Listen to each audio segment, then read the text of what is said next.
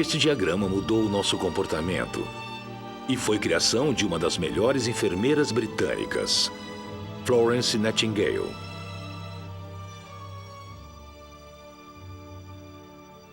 Este é o Hospital St. Thomas, em Londres. Foi nesse local, em junho de 1860, que a Escola de Enfermagem Nightingale abriu suas portas para suas primeiras enfermeiras estagiárias. A escola foi um resultado da Guerra da Crimeia. As milhares de vidas britânicas que foram perdidas fez com que Florence Nightingale fizesse uma campanha para melhorar o atendimento hospitalar, que são relevantes ainda hoje. E a força motriz por trás dessa campanha foi um gráfico chamado o Diagrama da Rosa. No mesmo local, no Hospital St. Thomas, está o Museu de Florence Nightingale. E é aqui que um dos diagramas mais influentes da história é guardado. Não é exagero dizer que o Diagrama da Rosa mudou completamente a atitude do Exército Britânico para assistência médica. E, como consequência, os hospitais civis também mudaram.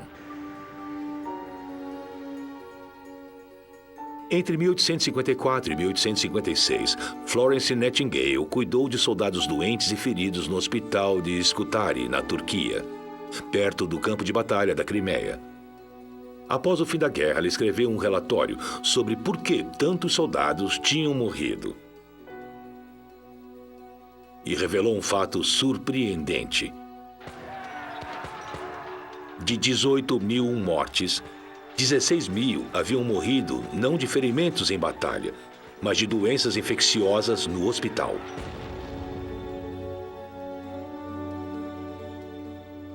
Florence Nightingale intitulou seu relatório como Notas Importantes que Afetam a Saúde, Eficiência e Administração Hospitalar do Exército Britânico. Muito dele não foi publicado quando a Comissão Real fez seu próprio relatório sobre a guerra um ano depois. Foi considerado controverso demais. Eles, no entanto, publicaram o diagrama.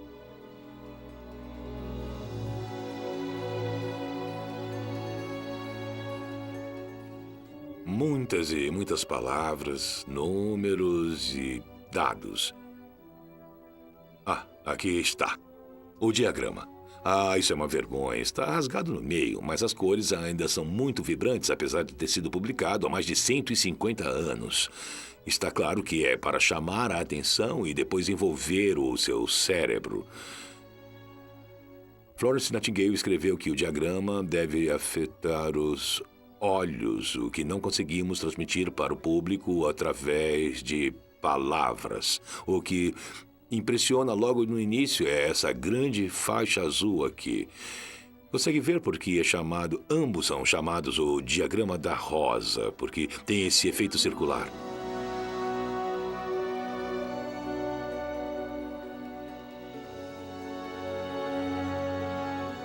É parte de seu encanto imediato, uma rosa com muitas pétalas coloridas, mas revela uma verdade terrível. O que o diagrama representou aqui é o número de mortes na Guerra da Crimeia. À direita temos a batalha de 1854 até 55, com as mortes dos soldados apontadas mensalmente, de acordo com a causa da morte. E à esquerda, um pequeno diagrama mostra de 1855 até 56. O que importa é a área de cada cor. As áreas em vermelho representam a morte por ferimentos. Em preto, a morte por outras causas, como queimaduras ou acidentes. Mas o incrível número de mortes por doenças infecciosas, como a disenteria e o tifo, é representada pelas pétalas azuis na grande rosa, emergindo do centro.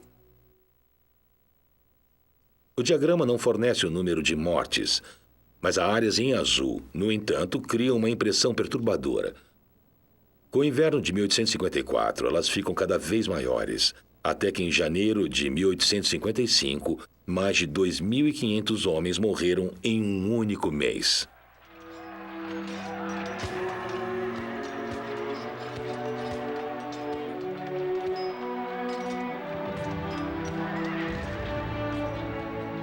Florence Nightingale aceitava que vidas eram perdidas durante a guerra. Mas o que ela não podia aceitar era o número de mortes devido a doenças. E esse diagrama à esquerda demonstra que isso poderia ser evitado. As coisas poderiam ser mudadas. A partir de um ponto, em junho de 1855, o número de mortes devido à doença está diminuindo.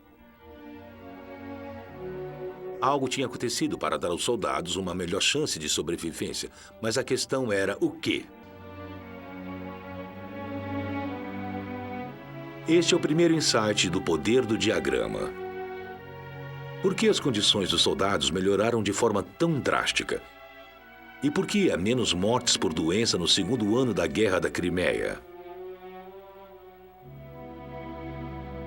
Para responder a isso, é preciso entender a experiência que Florence Nightingale teve com os soldados durante a guerra.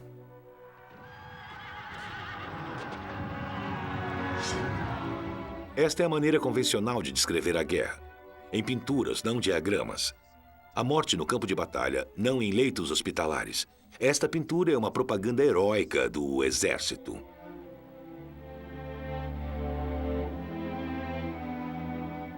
Mas a Guerra da Crimeia foi diferente das anteriores.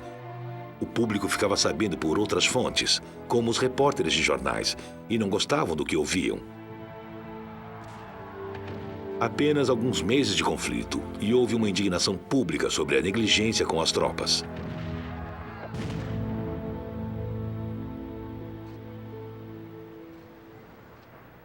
O secretário de Estado de Guerra, Sidney Herbert, era amigo de Florence Nightingale. Ele sabia de sua reputação como progressista bem-sucedida, como superintendente do hospital para senhoras doentes, aqui na Rua Harley.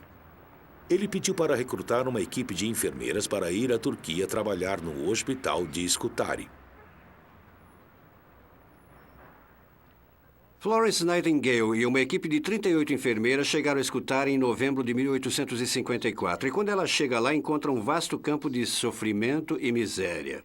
Soldados deitados em camas podres no chão, empacotados como sardinhas, falta de ventilação e de saneamento. Na verdade, o hospital em Scutari foi construído sobre uma fossa, por isso haviam esses gases tóxicos que escapavam no ar. O chão coberto de fezes correndo pelos corredores. Sem exagero, quando Florence abre a porta de seu escritório, ela estava nadando nela. E quando ela chegou, o que fez para melhorar as coisas? Ela foi a primeira pessoa na história que tratou um soldado com respeito.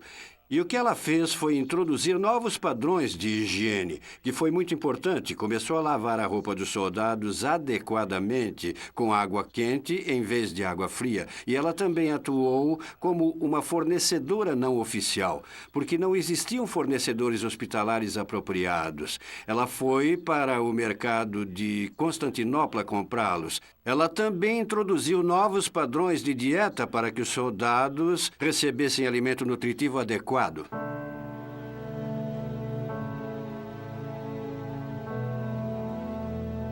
Mas não deu certo. Apesar de seus esforços, como o diagrama de Florence mostrou mais tarde, a taxa de mortalidade continuou a subir. Os doentes e feridos receberam atendimento assíduo de Florence e de outros enfermeiros, como Maria Sicol. Mas a enfermagem não foi suficiente. Os soldados continuaram a morrer em números crescentes. Então, assim como o primeiro ano da guerra chegou ao fim, aconteceu algo que iria melhorar drasticamente as chances de sobrevivência dos soldados. E despertou em Florence Nightingale uma nova compreensão do que estava acontecendo em Scutari.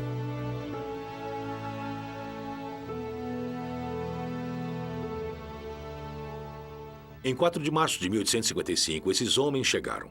Esse é o Dr. John Sutherland, um especialista em cólera, e Robert Rawlinson, um engenheiro sanitário. O que não era levado em consideração era quão pútrida eram as condições do hospital em Scutari. O sistema de água foi entupido com animais mortos, e havia excremento humano vazando das latrinas para os tanques de água. Rawlinson e Sutherland consertaram tudo isso. Daí começaram a ver a diferença. A pedido da comissão sanitária, como eram chamados, todos os hospitais militares foram melhorados. Dentro de um mês, as mortes por doenças infecciosas diminuíram pela metade. Dentro de um ano, haviam caído em 99%, caindo de 2.500 mortos em janeiro de 1855 para 42 mortos em janeiro de 1856.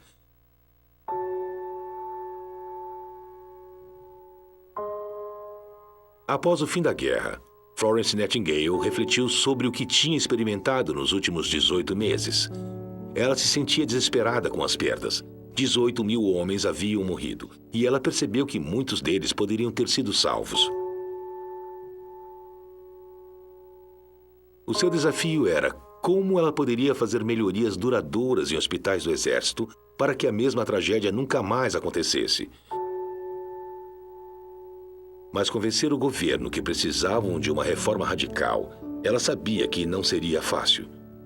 Alguns funcionários do governo não acreditavam que a melhoria do saneamento era a solução para as doenças. E para muitos chefes militares, os soldados comuns eram a escória da terra. Florence Nightingale pediu uma audiência com a Rainha Vitória e seus conselheiros. Ela tentou convencê-los da necessidade de uma investigação sobre por que tantos soldados morreram em hospitais durante a guerra. A rainha e o governo não estavam interessados em aprofundar as investigações sobre a guerra, mas a opinião pública tinha poder e a reputação de Florence Nightingale era agora lendária. Então, o governador decidiu pedir para ela escrever um relatório confidencial que seria apresentado a um novo comissário real. Ela queria ajudar, mas o que ela escreveria? E mais importante ainda, como ela poderia mostrar o horror e a tragédia que ela presenciou em Scutari?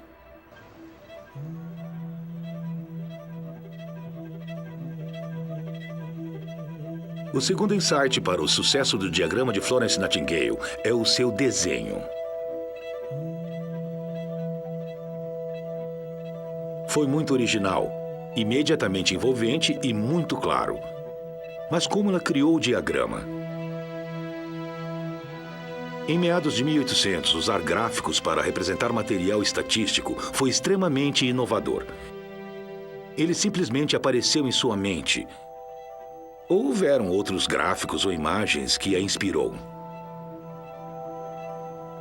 Gráficos existiam há mais de 1000 anos, mas nunca haviam sido usados na causa de uma reforma. No final do século XVIII, os ativistas políticos e reformadores sociais começaram a perceber o valor da estatística, em particular as formas visuais de representá-los. Alguns dos gráficos mais influentes foram feitos por William Playfair e estão nesse livro com data de 1786. É o Atlas Comercial e Político, contém 44 gráficos. A maioria deles está traçando tempo com algum outro valor, do modo comum, X, Y, mas um deles é ligeiramente diferente. Uma forma muito precoce de gráfico de barras. Aqui vemos as exportações e importações da Escócia. Mas agora não é um gráfico, e sim linhas que representam cada um dos valores. Então, este é o tipo de gráfico que Florence Nightingale pode ter usado como inspiração. Com a ajuda do especialista estatístico William Furr, Florence descobriu que o principal motivo para as mortes em Scutari não havia sido a fome ou o ar ruim, mas a falta de higiene. E isso era o que ela precisava para mostrar no seu relatório, principalmente em seu diagrama, no entanto, controverso. Furr usou muitas vezes gráfico de barras em seu próprio trabalho, mas não era isso que ela queria. Nightingale tinha medo de que o governo ignorasse suas figuras. Então, os fatos essenciais e seu forte apelo tinham que ficar evidentes.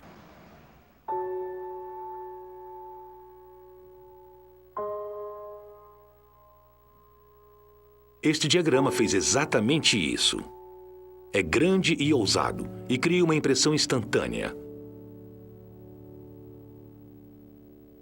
Em Glasgow, em uma empresa gráfica, 2 designers estão se deparando com o mesmo problema de Florence, usando figuras para demonstrar a guerra do Afeganistão.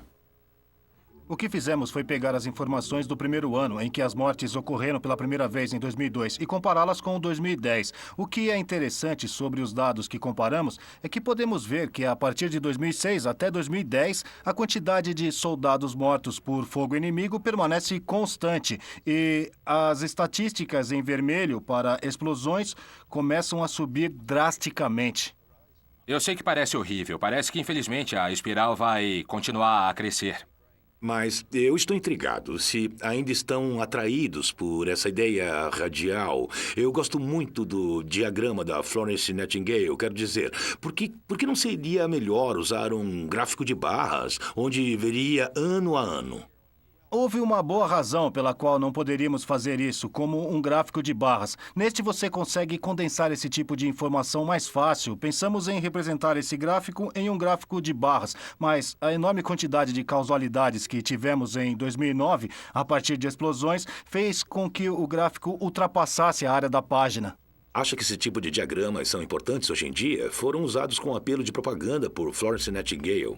Naquela época, quando Florence fez esse diagrama, ele tinha consciência de que a rainha teria muito pouco tempo para tomar decisões. Hoje em dia é bem parecido. Acho que estávamos falando com alguém esses dias que nos contou que os novos ministros têm aproximadamente 4 minutos para tomar decisões, que podem ser equivalente a decidir em qual fundo aplicar milhões e milhões de libras. Só isso? Só isso. Mortes relatas. 4 minutos. Então precisa de uma forma muito rápida para a leitura como Algo essa. que é só bater os olhos e chama a atenção, que faz o espectador querer se envolver, mas que também conta a história rapidamente. Além da inovação que ela mostrou na época, torna-o mais memorável, desperta a vontade de lê-lo e questionar os dados. Por isso, acho que fez um impacto maior e uma impressão duradoura. Ela fez o gráfico de uma forma magnífica. Vendo o diagrama do Afeganistão que trouxe comigo, vejo quanto poderoso pode ser um diagrama quando retrata algo tão trágico quanto a perda de vidas humanas. E a potência do diagrama de Florence Nightingale funciona da mesma maneira. Enquanto o diagrama do lado direito mostra um aumento contínuo do número de mortes, o diagrama do lado esquerdo nos dá a chave para a solução. Como as áreas azuis de mortes por doenças infecciosas diminuíram, os gráficos nos mostram que a mudança era possível. Bastava os poderes ouvirem. Os críticos ainda estavam tentando achar a falha em sua evidência. Esses comentários a enfureceu. Em outubro de 1858, ela tomou a corajosa decisão de vazar seu relatório para centenas de pessoas influentes. Seu instinto foi o de dar o maior número de informações para o público.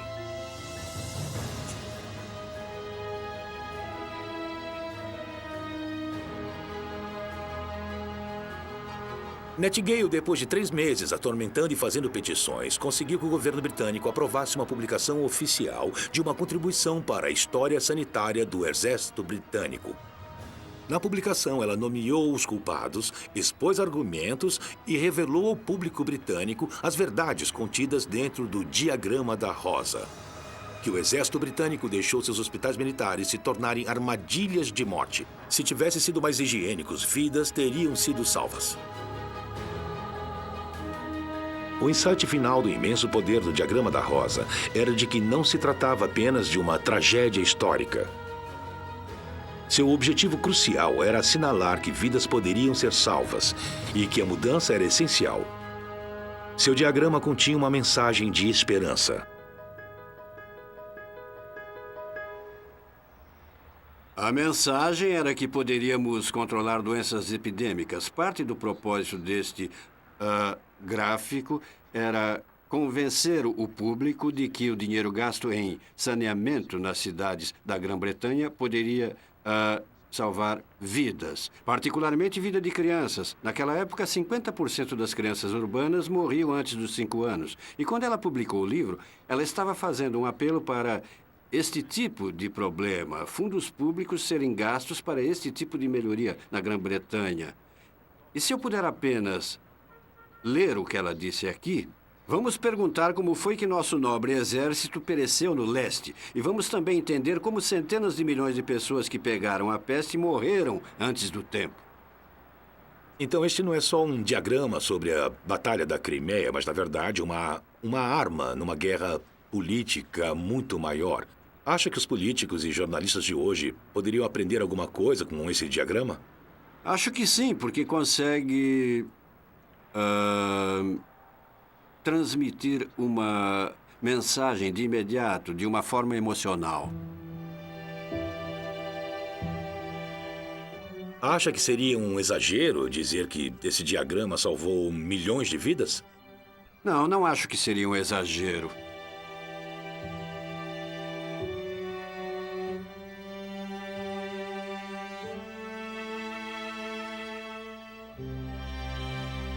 Quando William Ford, o estatístico profissional, viu o diagrama da Rosa de Florence, ele desaprovou.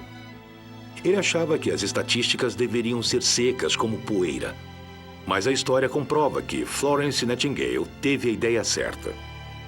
Como resultado de seu trabalho, a prática médica do Exército e os cuidados dos soldados mudaram completamente.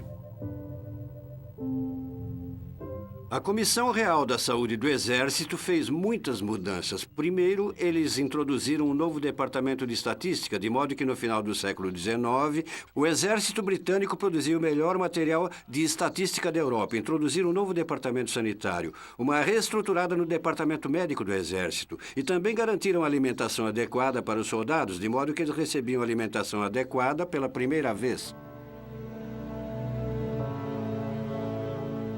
A beleza do diagrama da rosa contém sua mensagem de libertação.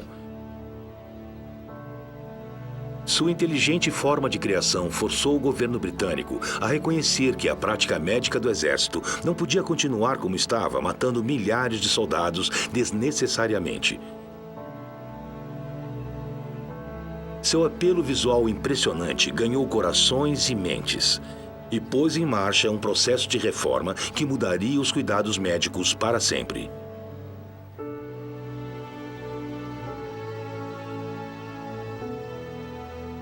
À primeira vista, a combinação agradável de cores não diz que é uma apelação a uma reforma política.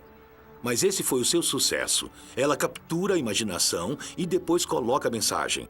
Ela mostrou que as palavras tinham falhado, demonstrou verdades desagradáveis em uma imagem que as pessoas não podiam ignorar. Mas ela fez mais do que isso, porque oferecia esperança e prometeu melhores hospitais que salvariam milhares de preciosas vidas.